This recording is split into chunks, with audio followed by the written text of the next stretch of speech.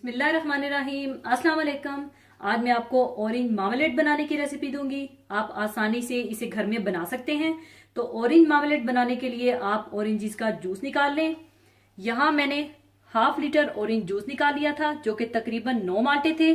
और जिन माल्टों का जूस आपने निकाला है उनका गूदा आपने फेंकना नहीं है। इसी में से 5 माल्टों का गूदा चाहिए होगा। और ये तकरीबन 5 ऑरेंजेस का गूदा है जो हमें ऑरेंज मार्मलेड बनाने के लिए चाहिए होगा, क्योंकि जो सारा पेक्टिन है वो इसी में होता है जो इसको जमाने में मदद करेगा। और इसके अलावा चीनी चाहिए होगी 300 ग्राम। अगर आप ज्यादा मीठा पसंद करते हैं तो आप 300 ग्राम से 500 ग्राम तक चीनी डाल सकते हैं। और ऑरेंज पील 2 टेबलस्पून चाहिए होगी, यानी ऑरेंज का छिलका बिल्कुल बारीक बारीक जुलियन काट लीजिएगा और छिलके का व्हाइट पार्ट बिल्कुल हटा दीजिएगा, क्योंकि कुछ लोग कहते हैं कि उनका ऑरेंज मार्मलेड कड़वा बनता है। तो इसकी वजह ये होती है कि वो छिलके के पीछे जो सफेद पार्ट होता है उसको नहीं उतारते और इसी वजह से उनका ऑरेंज मार्मलेड कड़वा हो जाता है। और नींबू का रस 3 टेबलस्पून चाहिए होगा। और इसके अलावा एक मलमल का कपड़ा जिसमें ऑरेंज का गूदा डालकर एक लूज सी पोटली बनाकर डालेंगे।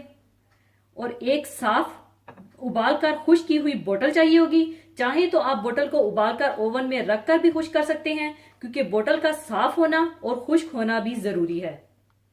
सबसे पहले आप ऑरेंज जूस डाल लें।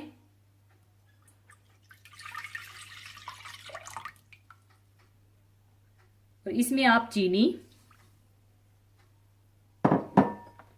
ऑरेंज पील और नींबू का जूस डाल दें। और इसे आप पकने के लिए चढ़ा दें। और दूसरी तरफ आप मलमल के कपड़े में ऑरेंज का गूदा डालकर एक लूज सी पोटली तैयार कर लें।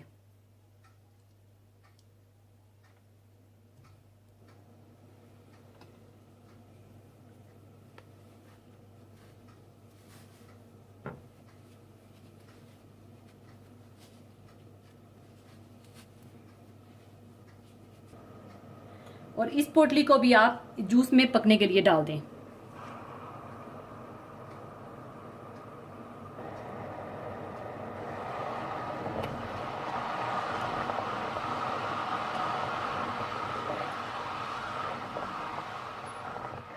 एक उबाल आने के बाद आप इसे बिल्कुल हल्की आंच पर पकने के लिए रख दें।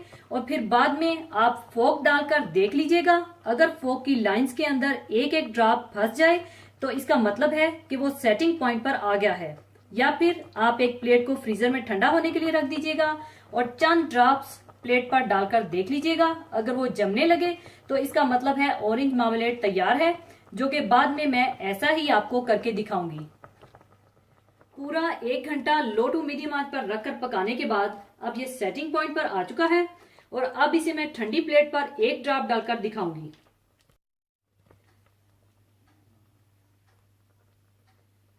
इस तरह से आप एक ड्रॉप डालकर देख लीजिएगा।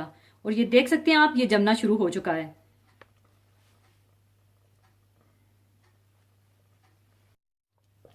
ऑरेंज मार्मलेड तैयार है। इसके बाद आप पोटली को निचोड़कर निकाल लीजिए। और इसके बाद आप बोतल को फिल कर लें और इसमें चम्मच जरूर रखें ताकि बोतल क्रैक ना हो।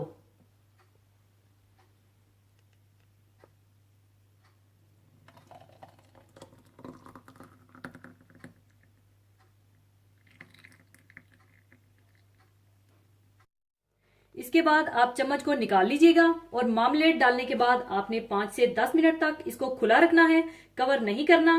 फिर इसके बाद आप कवर करके इसे ठंडा कर लीजिएगा।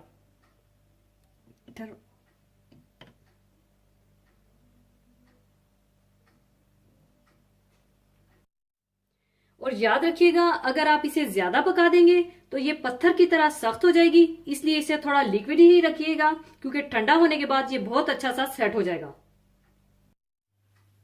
लीजिए, ऑरेंज मार्मलेड तैयार है। इसे फ्रिज में रखकर मैंने ठंडा कर लिया था और ये बहुत अच्छी तरह से सेट हो चुका है। आप इसे पूरा साल प्रिजर्व करके रख सकते हैं, लेकिन इसकी प्रिजर्वेशन के लिए जरूरी है कि आपकी बोतल उबालकर धुली हुई, साफ और खुश्क होनी चाहिए।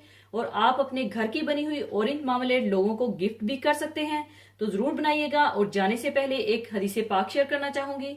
हदीस पाक इस तरह से है, हजरत अबू हुरैरा रजी अल्लाह अन्हु से रवायत है कि रसूलुल्लाह सल्लल्लाहु अलैहि वसल्लम ने फरमाया, जरूर बिल जरूर तुम हकदारों के हक अदा करोगे।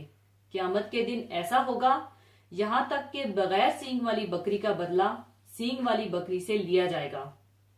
इस हदीस में आप सल्लल्लाहु अलैहि वसल्लम का ये फरमाना कि बगैर सींग वाली बकरी का बदला सींग वाली बकरी से लिया जाएगा, ये इस बात की तरफ इशारा है कि हुकूक का मामला बड़ा सख्त है। गो जानवरों के लिए जन्नत दोजख नहीं, लेकिन ये मामला अल्लाह की सिफ्ते अदल का मजहर है जो उस दिन कामिल तौर पर जाहिर होगी। दीन इस्लाम दिलों को जोड़ने और मोहब्बत पैदा करने वाला दीन है, इसीलिए इसमें अदलो इंसाफ और हकदारों के हक अदा करने पर बहुत जोर दिया गया है। इसलिए कि अदलो इंसाफ और हुकूक की अदायगी में कोताही फसाद और तबाही का सबसे बड़ा जरिया है।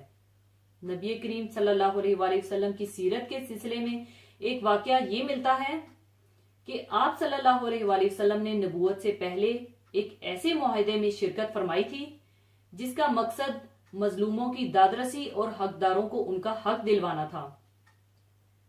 और आप सल्लल्लाहु अलैहि वसल्लम ने फरमाया कि अब अगर जमाना इस्लाम में भी कोई इस हल्फ की दुहाई देकर मुझे बुलाए तो मैं इसकी मदद को दौड़ूंगा।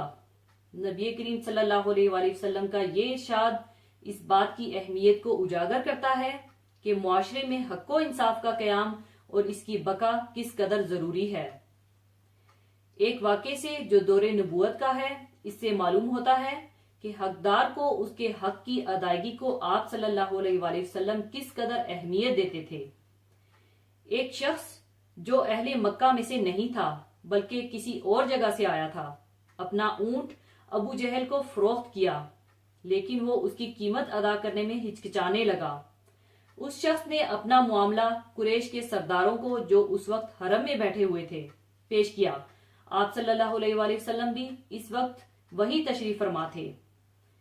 किसी तरह वो शख्स आप सल्लल्लाहु अलैहि वसल्लम के पास हाजिर हुआ और दरख्वास्त की कि मुझे मेरा हक अबू जहल से दिलवा दीजिए। आप सल्लल्लाहु अलैहि वसल्लम फौरन उस शख्स को लेकर अपने जानी दुश्मन अबू जहल के घर पहुंच गए और उसको हुक्म दिया कि अभी इसका हक इसे दो। उस दुश्मन दीन को इसकी तामील के बगैर कोई चारा न था। कुरान पाक में भी कई आयतें आई हैं जिनमें अदलो इंसाफ से काम लेने की ताकीद आई है। मसलन सूरह इनाम में है, और जब किसी की निस्बत कोई बात कहो तो इंसाफ से कहो, ख्वाह वो तुम्हारा रिश्तेदार ही हो।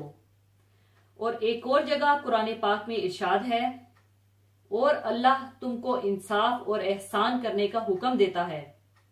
और सूरह निसा में भी इरशाद होता है, और जब लोगों में फैसला करने लगो तो इंसाफ से फैसला किया करो। लेकिन इंसान जब अपने खालिको मालिक को भूल जाता है और आखिरत में जवाबदही का तस्वुर उसके जहन से उतर जाता है तो फिर ये सब बातें उसके नजदीक कोई अहमियत नहीं रखती। वो हकदार का हक मारना अपनी अक्लमंदी समझता है, लेकिन इस दुनिया की ये अक्लमंदी आखिरत में किसी काम ना आएगी। वहां तो जर्रे जर्रे का हिसाब देना होगा।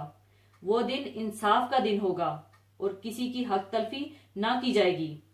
और एक और जगह इरशाद है, और हम क़यामत के दिन इंसाफ की तराजू खड़ी करेंगे तो किसी शख्स की जरा भी हक तलफी नहीं की जाएगी, और अगर राई के बराबर भी किसी का अमल होगा तो हम इसको लामौजूद करेंगे और हम हिसाब करने को काफी हैं। अल्लाह ताला हमें इस हदीस पर अमल करने की तौफीक अता फरमाए। इसी के साथ मैं आपसे इजाजत चाहूंगी। अपना बहुत ख्याल रखिएगा, दुआओं में याद रखिएगा। अल्लाह हाफिज।